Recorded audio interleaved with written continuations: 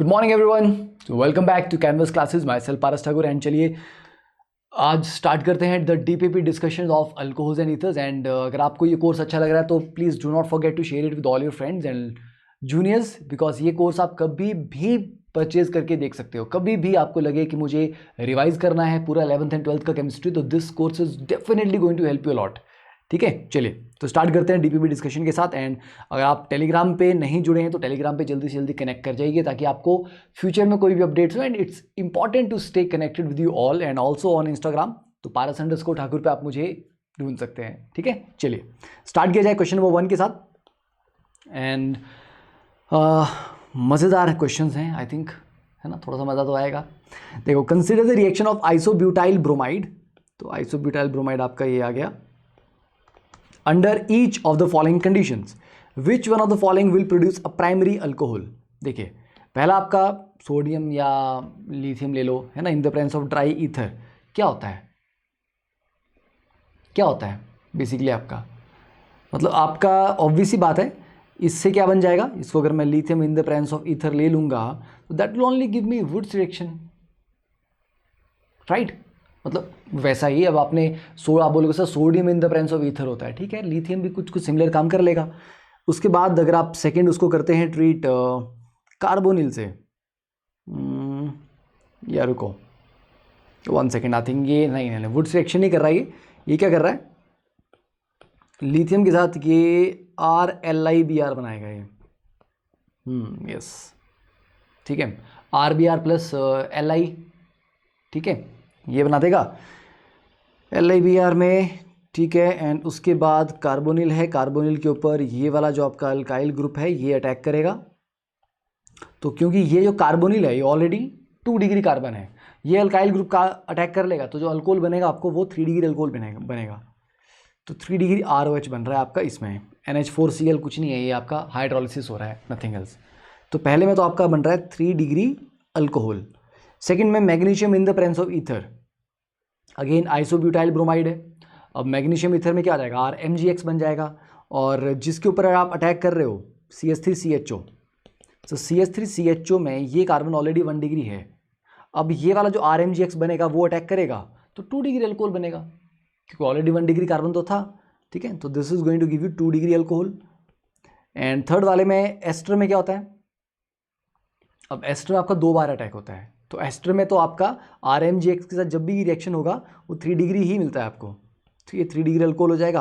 हाँ, लास्ट वाले में क्या है, ये जो आपका आइसोब्यूटाइल ब्रोमाइड था मैग्नीशियम से रिएक्ट करके ये बना RMgBr, और इसको आप अटैक करवा रहे हैं इपॉक्साइड के ऊपर, तो ये वाला जो आपका R पार्ट है ये अटैक करेगा यहाँ पे, and eventually O negative MgX, तो फॉलोड बाय हाइड्रोलिसिस OH बन जाएगा। तो डी ऑप्शन, समझ आया कि ये जो आपका आइसोब्यूटाइल ब्रोमाइड था इसका आपने RMgBr बना दिया, तो इसका जो अल्काइल पार्ट था वो इपॉक्साइड पे अटैक करेगा, और इपॉक्साइड क्योंकि दोनों कार्बन सिमिट्रिकल हैं, सिमिट्रिकल इपॉक्साइड है, तो कहीं से भी अटैक हो सकता था, तो बस ये आपका 1 डिग्री अल्कोहल बन गया, तो D option. Second question, phenyl magnesium bromide react with methanol. देखिए PHMgBr मिथेनॉल से रिएक्ट कर रहा है। मैंने आपको बताया था कि RMgX स्ट्रांगली बेसिक भी होता है, स्ट्रांगली न्यूक्लियोफिलिक भी होता है, ये नेगेटिव और ये पॉजिटिव, और जब भी उसको एसिडिक हाइड्रोजन मिल जाए वो डायरेक्टली उसको उठाता है, नथिंग एल्स। तो ये बेंजीन बना देगा और कुछ नहीं, क्योंकि इसको एसिडिक हाइड्रोजन मिल गई जो ऑक्सीजन के साथ जुड़ी हुई थी, ठीक है। तो ये बन जाएगा बेंजीन प्लस MgBr, और इधर आ जाएगा OCH3, ओके। तो मिक्सचर ऑफ एनिसोल नहीं, mixture of benzene and MgOCH3Br, yes, तो answer B option. Question number 3, in the following sequence of reactions. देखिए पहला आपका CH3CH2OH को आपने फॉस्फोरस प्लस I2 जो कि एक अच्छा रिड्यूसिंग एजेंट है, ठीक है, आपने उससे ट्रीट किया। वैसे तो नहीं सॉरी, फॉस्फोरस प्लस HI में आपका PI3 बोल रहा है ये, और PI3 के साथ आपका बन जाएगा, हाँ, CH3CH2I, आयोडीनेशन हो रही है यहाँ पे, ठीक है। रेड फॉस्फोरस प्लस HI होता है जो आपका रिड्यूसिंग एजेंट होता है, गलती से मैं उसको थोड़ा सा कंफ्यूज हो गया था यहाँ पे। तो ये आपका बन गया, इसको Mg ईथर से ट्रीट किया तो आपका RMgI बन जाएगा, CH3CH2 MgI, ये partial negative charge, partial positive charge, इसको आप HCHO पे अटैक करवा रहे हो तो ये आपका 2 डिग्री अल्कोहल दे देगा, राइट। ये यहाँ अटैक करेगा तो आपका जो अल्कोहल बन रहा है that is CH3CH2OH, oh sorry 1 degree alcohol बन रहा है, यस, ठीक है, क्योंकि CH2 पे एक CH3 लग जाएगा पीछे, CH2 CH3, यस, ठीक है। एक सेकेंड, प्रीवियस वाले क्वेश्चन में मैंने ठीक ही किया था, सो 1 डिग्री और 2 डिग्री अल्कोहल है ये, हाँ ठीक ही किया था, हमें कोई डाउट हो रहा है, मैंने शायद वहाँ पे गलती तो नहीं कर दी थी। तो ये आपका 1 डिग्री अल्कोहल आपका आ गया है, ठीक है, फॉलोड बाय, मतलब ये हो गया और फॉलोड बाय एक्वस वर्कअप। तो ये आपका क्या बन रहा है, आपका 3 कार्बन दैट इज प्रोपेनॉल, ठीक है, तो N propyl alcohol, C option. Question number 4, the main product of the following reaction is, अब आपको दिया हुआ है PH CH2 CHOH CH3 twice, इसको आप कंसनट्रेटेड H2SO4 से ट्रीट कर रहे हैं, मतलब यहाँ पर आपको डिहाइड्रेशन करवानी है। देखिए डिहाइड्रेशन अगर आप करवाएंगे, एक आप यहाँ से H निकाल सकते हो और एक आप यहाँ से H निकाल सकते हो। अगर आप लेफ्ट वाले से निकालते हो तो उसमें क्या होगा, बेंजीन के साथ वो कॉन्जुगेशन में आ जाएगा जो डबल बॉन्ड है। तो ये वाला H अगर हम निकाल दें -H2O, तो this will give you PH CH double bond CH, तो this will be conjugated double bond, benzene के साथ कॉन्जुगेशन में उसकी स्टेबिलिटी बढ़ जाएगी, ठीक है। तो PH CH double bond CH CH3 twice, okay. Now ये पूछा जा रहा है कि होगा क्या, मतलब सिस बनेगा ट्रांस बनेगा। तो देखो पहली बात है ये बिल्कुल नहीं बनने वाला, ये वाला बिल्कुल नहीं बनने वाला। अब A और C में से A आपका ट्रांस है और C आपका सिस है, तो अगर एल्कीन बनानी ही है, और मेरे पास 2 पॉसिबिलिटीज़ है क्योंकि ओरिजिनल कंपाउंड में इन्होंने कोई स्टीरियो केमिस्ट्री के बारे में कुछ बोला नहीं है, ठीक है। तो अगर फाइनल प्रोडक्ट बनाना ही हो तो इट्स बेटर कि एलिमिनेशन कैसी हो, मतलब फाइनल प्रोडक्ट आपका ट्रांस में आए, ठीक है। Trans alkene will be better, ज़्यादा स्टेबल होगी, तो A option. Question number 5, the major product of the reaction. देखिए अब यहाँ पर ये भी बड़ा इंटरेस्टिंग रिएक्शन होता है। NaNO2H2SO4 के साथ क्या होता है, जब आप RNH2 को ट्रीट करते हैं, NaNO2 in the presence of H positive 0 to 5 degree Celsius, ये बन जाता है RN2 पॉजिटिव, और ये होता है अनस्टेबल। एलिफेटिक जो डायजोनियम सॉल्ट बनता है वो अनस्टेबल होता है, तो ये N2 निकल जाती है यहाँ से और ये R पॉजिटिव बन जाता है। तो मतलब सीधी सी कहानी है, ये जो NH2 पार्ट है ये NaNO2 H पॉजिटिव से रिएक्ट करके यहाँ पर क्या बनाएगा, ये बनाएगा यहाँ पे N2 पॉजिटिव, और जो जब वो निकल जाएगा उसके बाद, ठीक है। तो अगले स्टेप में N2 निकल गई, N2 निकल गया तो यहाँ पर आएगा आपका कार्बोकेटाइन, और जब आपको पता है कि कार्बोकेटाइन आएगा बगल में OH है तो ये पिनेकोलोन टाइप का रीअरेंजमेंट हो गया ना, वही सेम चीज़। तो यहाँ बगल वाले से आपके पास अल्काइल शिफ्ट हो जाएगा, 1,2 मिथाइल शिफ्ट। तो ये शिफ्ट करने के बाद we will get something like finally है ना, मतलब फाइनली लास्ट चीज़ बना रहे हैं हम, ठीक है। तो बी ऑप्शन, तो ये ध्यान रखना है यहाँ पे। Question number 6, when the following 7 membered ring alcohol is dehydrated 3 alkenes are formed, ठीक है। Which of the following compound is not a possible product of the reaction. देखिए अब यहाँ से आपको OH2 बन के पानी बन के निकलेगा और यहाँ पर आपका कार्बोकेटाइन आएगा। यहाँ पर कार्बोकेटाइन आएगा तो 3 एल्कीन में क्या क्या है, देखो एक तो यहाँ से H निकले, है ना, मतलब ये यहाँ पर डबल बॉन्ड आए, तो वन ऑफ द पॉसिबिलिटी ये है, ओके। एक और ये जो CH2H है ये वाला निकल जाए और यहाँ पर डबल बॉन्ड आ जाए, तो दैट पॉसिबिलिटी। इस वाले पे तो H है ही नहीं ना, यहाँ से OH निकलेगा, ये बगल वाले पे तो ऑलरेडी 4 बॉन्ड बने हुए हैं, तो यहाँ पर तो H है ही नहीं, तो यहाँ पर बीच में डबल बॉन्ड आ जा रहा है, this is not one of the possibilities, ठीक है। तो डी बिल्कुल भी ऑप्शन नहीं है। अब आप बोलेंगे सर ए तो चलो आपको समझ आ गया हमें, बी और सी में क्या हुआ, बी और सी में वो बेटा रिंग कॉन्ट्रैक्शन, क्योंकि 7 मेंबर रिंग सबसे स्टेबल नहीं होता, तो वो 6 मेंबर रिंग में रिंग कॉन्ट्रैक्शन हुआ है और 6 मेंबर रिंग के बनने के बाद फिर ये दोनों प्रोडक्ट आपके बन जाएंगे। पर डी तो सवाल ही नहीं, क्योंकि वहाँ पर हाइड्रोजन था ही नहीं, ठीक है। मतलब आपने क्या किया, हमारे पास 3 मिथाइल ग्रुप थे, आपने 2 तो रखे, तीसरा वाला कहाँ चला गया, आपने तो कार्बन उड़ा दिया एक, ठीक है। तो बहुत सिंपल क्वेश्चन था ये। Question number 7, an unknown alcohol is treated with Lucas reagent to determine whether the alcohol is primary, secondary or tertiary, which alcohol react fastest and what by what mechanism। देखिए 3 degree सबसे fast react करता है और वो करता है SN1 के according. तो टर्शरी बाय SN1, क्योंकि जो 1 डिग्री और 2 डिग्री होते हैं वो जनरली SN2 से जाते हैं, क्योंकि वहाँ पर हमें जिंक क्लोराइड की ज़रूरत पड़ती है एक अच्छा लीविंग ग्रुप बनाने में। In the Victor Meyer's test the colour given by 1 degree 2 degree and 3 degree alcohol. देखिए 3 डिग्री में तो कलरलेस होता है, ठीक है, तो सीधी सी बात है रेड ब्लू एंड कलरलेस, ठीक है, रेड ब्लू एंड वायलेट, ये तो पुराना बचपन वाला हो गया ना वो, ठीक है, ठीक है। चलो आई डोंट नो कि तुम लोगों को याद होगा कि नहीं होगा। C4H8O2 एस्टर है दिया हुआ और 2 पार्ट आपको RMGX दिए हो। तो आपको पता है कि जो भी एस्टर आपको दिया होता है, अगर आपको 2 RMGX दिए हों तो फाइनली जो भी अल्कोहल बनेगा उसमें 2 पार्ट तो ये होंगे, ग्रिग्नार्ड वाले होंगे, तो ये 2 तो ये होंगे, और बाकी जो ये C4H8O2 था वो वाला R ग्रुप यहाँ पे आ जाएगा, तो ये 3 डिग्री अल्कोहल बनेगा, ठीक है। तो it is a 3 degree alcohol और ये अल्कोहल B दिया हुआ है। तो alcohol B react fastest with लूकस reagent, तो वो तो हमें पता ही है कि 3 डिग्री बनता है, hence A and B are. तो ठीक है, देखो ये वाला 2 डिग्री है, ये वाला आउट हो गया, ये वाला 2 डिग्री, ये वाला आउट हो गया। अब A और D में देखना आपको क्या है, देखो CH3 थ्राइस ये बन रहा फाइनली, इसमें देखो CH3 3 है, ओके, तो मतलब एक तो CH3 ये ओरिजिनल रहा होगा, है ना, एस्टर का CH3 COOR में से OR को उड़ा देते हैं हम, OR को उड़ा देते हैं और उसी जगह क्या कर देते हैं हम, यहाँ पर भी RMGX का R और यहाँ पर भी RMGX का R, तो RMGX में तो CH3 है, ठीक है, तो अगर यहाँ ओरिजिनल भी CH3 था तो ये ठीक है, इस कार्बन पे तीनों CH3 आ जाएंगे, ओके। और यहाँ अगर H था तो ये कहानी नहीं बन पाएगी, क्योंकि एस्टर में अगर H है तो फिर आपका इस तरह का अल्कोहल बनेगा, ये 2 R ग्रुप आपके RMGX से आएंगे, तो ऑब्वियस बात है answer is A।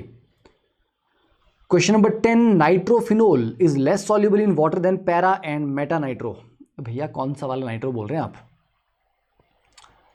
Nitrophenol is less soluble in water than para and meta nitro, ortho की बात हो रही होगी फिर ये, है ना, ऑर्थो नाइट्रोफिनोल। देखिए ऑर्थो नाइट्रोफिनोल में क्या होता है, ये भाई साहब अपनी दुनिया में व्यस्त होते हैं,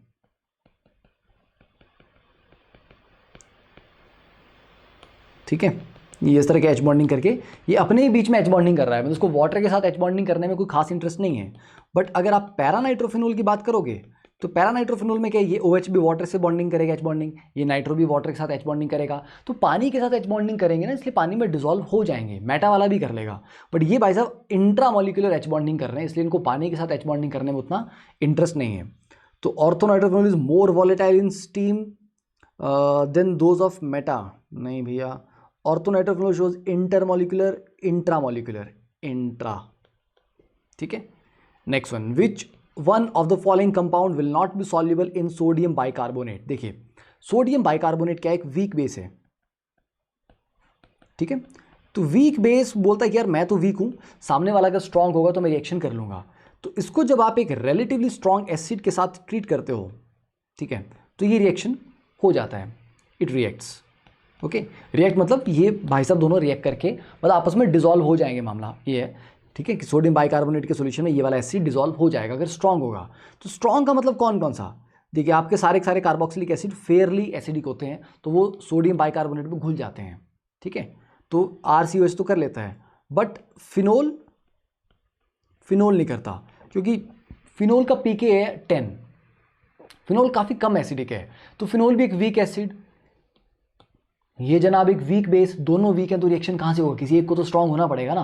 हाँ, पर अगर आप नाइट्रो ग्रुप लगा देते हैं फिनोल के ऊपर, तब उसकी एसिडिटी इतनी थोड़ी हो जाती कि वो सोडियम बाइकार्बोनेट में रिएक्ट आराम से कर जाता है, उसमें डिसॉल्व हो जाएगा।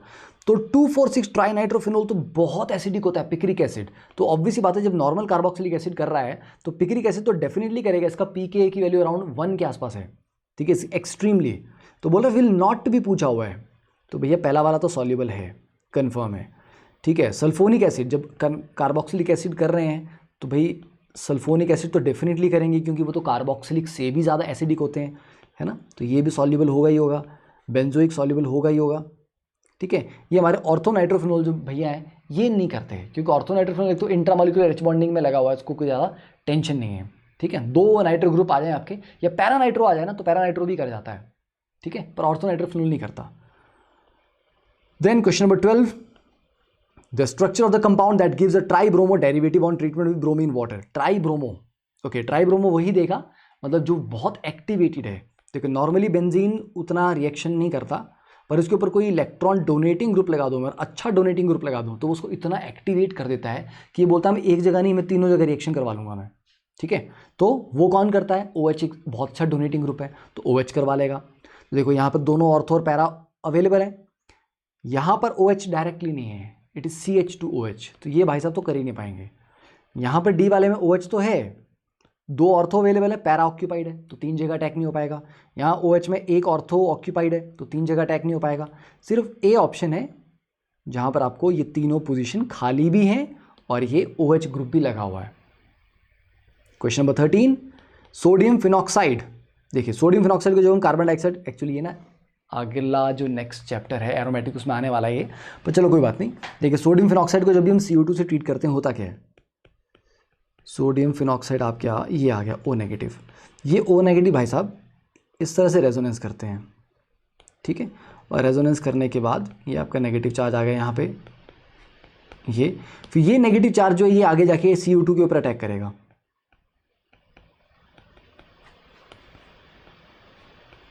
ओके, तो ये CO2 को उठा लेगा और यहाँ ऑर्थो पे COOH लग जाएगा अल्टीमेटली। तो ऑर्थो पे आपका COH लगना और वहाँ पर ऊपर आपका वापस से OH ही आ जाना है। ठीक है, तो CO2 से रिएक्शन हुआ तो ठीक है, पहले ये हो गया।